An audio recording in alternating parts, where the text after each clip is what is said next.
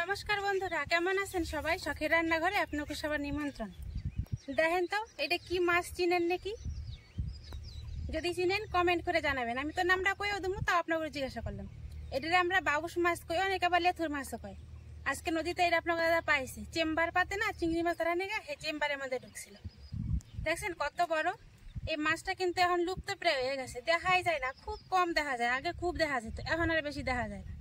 আজকে এই মাছটারই রসা রান্না করুন। ওই দেখেন কি জল বেড়াইতেছে, এই মাছটা দিয়ে আজকে রসা রান্না করুন। চলেন তাহলে রেসিপিটা শুরু করি। রান্না করতে যেমন সহজ, খাইতে তো দুর্দান্ত স্বাদ। মাছ মাংস তো ভুলেই যাবেন, মানে খাসির মাংসের কথা কোয়া ধরছে আর কি। খাসির মাংস স্বাদেরও হার মানায় এই মাছের এত স্বাদ। তাই চলেন মাছটা কাইটে তারপরে রেসিপিটা শুরু করুন। দেখেন বন্ধুরা, মাছখান আমি বাড়িতেই না কলার পাতার উপরে রাখছি। দেখেন কলার পাতাটা আমার সামনে বইরা গেছে, গায়ে একটা মাছের, তা আবার লেজটা বেঁকা করে রাখছে। আর এই মাছের গায়ে জানেন অনেক পিচ্ছিল পিচ্ছিল আর কি, ওই কেমন যেন নোংরা থাকে আর কি। এটার মাছের গায়ে তো আস নাই যে বটি দিয়ে আসলে পরিষ্কার হয়ে যাবো। দেখেন মাছের মাথাটার মুখটা খালি একবার দেখেন কত বড়। তাই এটার ছাই দিয়ে ডলে পরিষ্কার করা লাগবো। হের নিগা আমি এখানে গুটার ছাই নিছি। এই গুটার ছাই দিয়ে ডলে ডলে মাছের গায়ে যে নোংরা গুলো আসছে হেডে উঠাইতে হবো। গুটার ছাই ছাড়া কিন্তু এই মাছ পরিষ্কার করা অসম্ভব, যেহেতু এর গায়ে কোনো আশ নাই যে পরিষ্কার করে শাসুম বটি দিয়ে পরিষ্কার হয়ে যাবো, হেরে কিন্তু হইব না। এই দেখেন আপনাকে দেখাই, গুটার ছাই দিয়ে ডলে কেমন নোংরাটা বাইরে আপনাকে খালি একবার দেখাই, দাঁড়ান।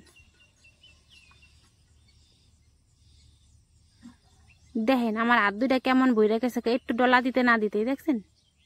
দেখেন এমন করে ডলে ডলে আমি পুরো মাছটারে সুন্দর করে পরিষ্কার করে নেব। ততক্ষণ অব্দি গসতে যতক্ষণ না দেখুম যে মাছের গায়ে ছাই লেগে যেতেছে। দেখছেন অহন্তরে কিন্তু মাছের গায়ে ছাই লাগে নাই। আর মাছটা দেখেন একটু উজ্জ্বল রং হয়ে আসছে, একেবারে কালা মিশমিশে রংটা কিন্তু এখন আর নাই। অথচ আমার হাত দুটো দেখেন কেমন কালা হয়েছে নোংরার চোটে। মানে মাছটা প্রায় পরিষ্কার হয়ে আছে, আর দুই একবার ডলা দিলেই সুন্দর একটু পরিষ্কার হয়ে যাব। আর মাছটা যখন বাড়িতে নিয়ে আসি, জ্যান্ত মাছটা তো আমার ধরতেই ভয় করা ধরছিল। এখন অবশ্য মাছটা মরে গেছে, বালতিতে অনেকক্ষণ ছিল, রেখে দিয়েছিলাম বাড়িতে না, বালতিতে চাপা দিয়া মাছটা মরে গেছে। এখন ধরা ধরছি, নাহলে এত বড় মাছ জ্যান্ত থাকলে খালি সাপের মতো মুসরা বহি গেলে দেখলেই তো ভয় করে, আর কাটুম তারে কি। দেন মাছের গায়ে কিন্তু এখন ছাই লেগে গেছে, মাছ কিন্তু পরিষ্কার নেই, তার মানে মাছটা এখন গায়ে আর নোংরা নাই আর কি। আর এটা কাইটে সুন্দর করে ধুয়ে নিলেই পরিষ্কার হয়ে যাবো গা। আর মাছের মাথার সাইজটা খালি একবার দেখেন কত বড়। আর দেখেন মাছের পেটের নোংরাগুলো আমি কেমায় টান দিয়ে পরিষ্কার করে দেখেন, দেখছেন।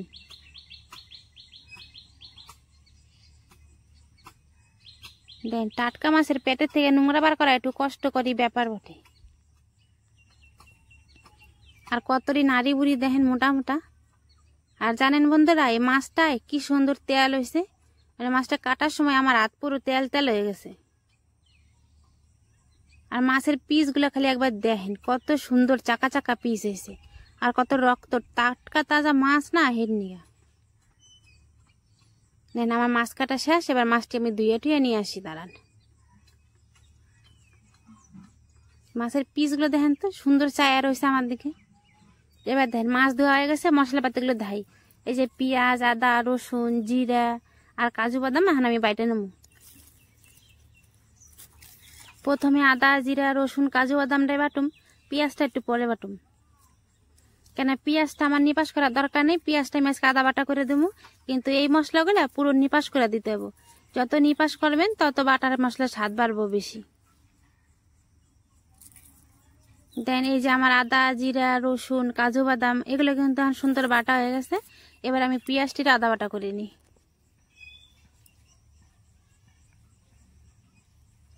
কাজু বাদাম দেওয়ার একটাই কারণ, তরকারি একটু বেশ আঠা আঠা একটু মাখো মাখো ভাব হইব, খাইতে ভালো লাগবো হিন্নিকা।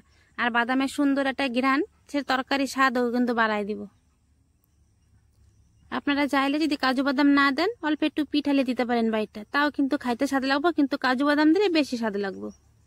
দেন আমার মশলা বাটা হয়ে গেছে গা, মানে মশলাটা আমি উঠাই নেব।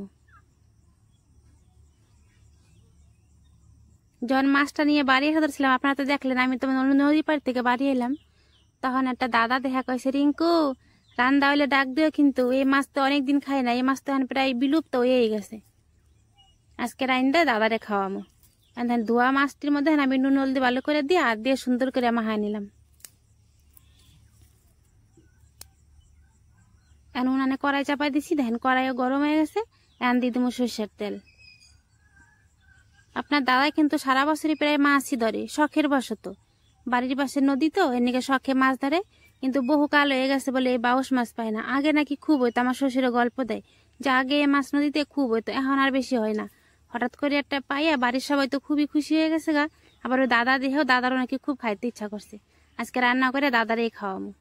দেন আমি সরষের তেল গরম হয়ে গেছে পরে জিরা তেজপাতা সোমবার দিছি। এখন মাছগুলো দিয়ে সুন্দর করে কষাই নেবো।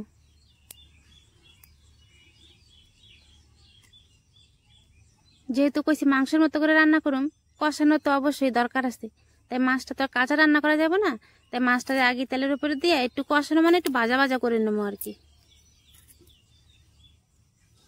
দেন এক পিঠ ভাজা ভাজা হয়ে গেছে, এখন উল্টাই দিই। মাছটারে উল্টাই দিয়া এবার বাটির মধ্যে একটা গুঁড়া মশলা রেডি করে নেবো।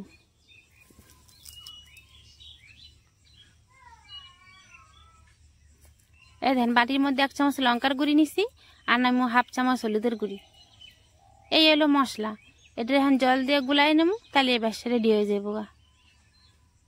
যেহেতু মাছটারে আগে দিছি কড়াইতে ভাজা হইতে নিগা, পরে বাটা মশলাটা দিমু, তাই একটু তরল কিছু তো দেওয়া লাগবো। তাই আর লঙ্কাটা বাইটে দিলাম না, লঙ্কা হলুদটা গুঁড়ি মশলা দিয়ে মিশাই দিলাম আর কি, জলের সাথে মিশাই দিব। দেন মাছটাও আমার বেশ সুন্দর লাল লাল করে কষানো হয়ে গেছে। আর 2-1টা নাড়াচাড়া দিয়ে তারপরে বাটা মশলাটা দিয়ে দেবো। আর এই মাছ কিন্তু বাইজে রেখে ভাবেন না যে বাইজে নামাই রেখে পরে মশলা কষাইয়া তারপরে ঝোল দিয়ে নামানোর আগে দিয়ে নামাবো, কিন্তু এই মাছে তাহলে সেই স্বাদ লাগবো না। মাছ তাহলে শক্ত হিটা হয়ে যাবো, কেন জানি না। এটা কিন্তু বাইম মাছেও দেখছি এই মাছ বাইজে কিন্তু নামাইতে নেই, বাইজে কড়াইয়ের মধ্যে মশলাপাতি দিয়ে কষাই রান্না করবেন, দেখবেন খাইতে দারুণ স্বাদ হয়। এবার মাছ কষানি হয়ে গেছে, এবার আমি মশলাটা দিয়ে দিলাম, বাটা মশলা। ওই যে পেঁয়াজ আদা জিরা রসুন কাজু বাদাম দিয়েছিলাম না, হে বাটা মশলাটা দিয়ে আমি সুন্দর করে কষাই নেবো। ততক্ষণ অবধি কষামো যতক্ষণ না কাঁচা মশলার গন্ধটা যায় আর তরকারি থেকে মানে মাছটা থেকে তেল ছেড়ে দেয়। দেখেন মশলা থেকে আমার তেল ছেড়ে দিছে, আর মশলাটাও ভালো ভাজা হয়ে গেছে। আর মাছের যে উপরে কালো চর্বিটা ছিল সেই চর্বিটাও কিন্তু ছেড়ে গেছে। সেই চর্বিটা ছাইড়ে যেয়ে মাছটা পরিষ্কার হয়ে গেছে সুন্দর, কিন্তু ভাঙে নাই একটাও, দেখছেন। আর ওই তেলটা সব কড়াইতে দেখেন কতখানি তেল হয়ে গেছে। তারপরে আমি ওই যে গুঁড়া মশলার যে রেডি করে রাখছিলাম জল দিয়ে গুলাইয়া হলুদ আর লঙ্কার গুঁড়ি, সেই মশলাটা দিয়ে একটু সুন্দর করে নাইড়া চেড়া দেখেন কষাই নিছি। এবারে জল দিয়ে দেবো।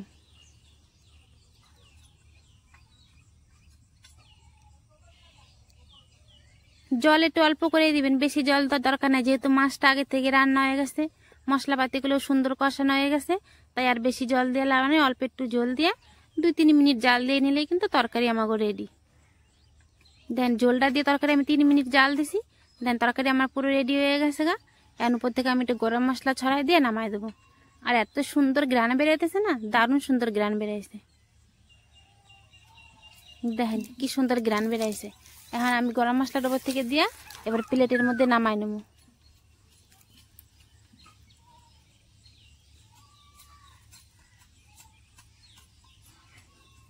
দেন তরকারিটা আমি প্লেটের মধ্যে নামাই নিছি।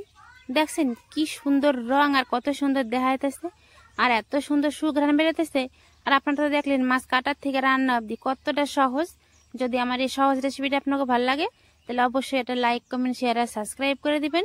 আর ফেসবুক থেকে দেখলে ফলো করতে যেন ভুলেন না। আমি চলেন দাদার নাকি প্লেটে খাবার বাইরে দিই, দাদা খাইয়ে কই বসে কেমন স্বাদ হয়েছে।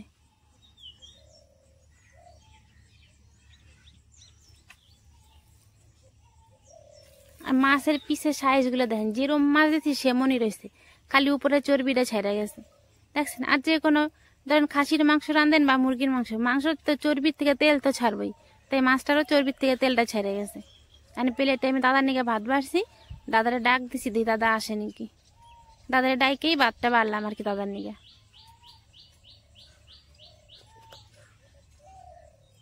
রংটা খালি একবার দেখেন তরকারি আর গ্রান, ও এত সুন্দর গ্রান বেড়াইছে। আজকে ভাত খাই তার অন্য কিছুই লাগবো না, খালি এ মাছের রসা দিয়ে। দেখেন বন্ধুরা, দাদা মাঠে কাজ করা হচ্ছিল, কতবার ডাকলাম দাদা বাড়ি এসে খাইয়ে যান, দাদা তো বাড়িতে আসলোই না। এনেকে আমি খাবারটা নিয়ে মাঠে চলে এসেছি। দাদা মাঠে বসেই খাইবো ওখানে। নেন দাদা, খাইয়ে নেন।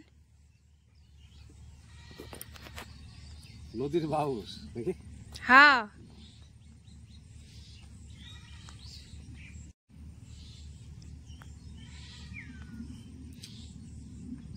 দারুণ হয়েছে তরকারি, ভালো হয়েছে। ভালো হয়েছে।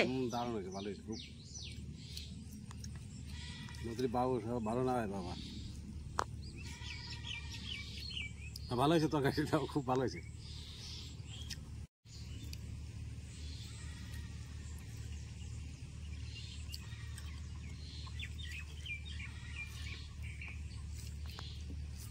ঠিক আছে বন্ধুরা। বাউস মাঝে কি রসা? হ্যাঁ, বাউস মাঝে রসা, ভালো হয়েছে। আজকের ভিডিও তাহলে বন্ধুরা এখানে শেষ করলাম। দেখা হবে পরে একটা ভিডিওতে। ততক্ষণে নিকে নমস্কার।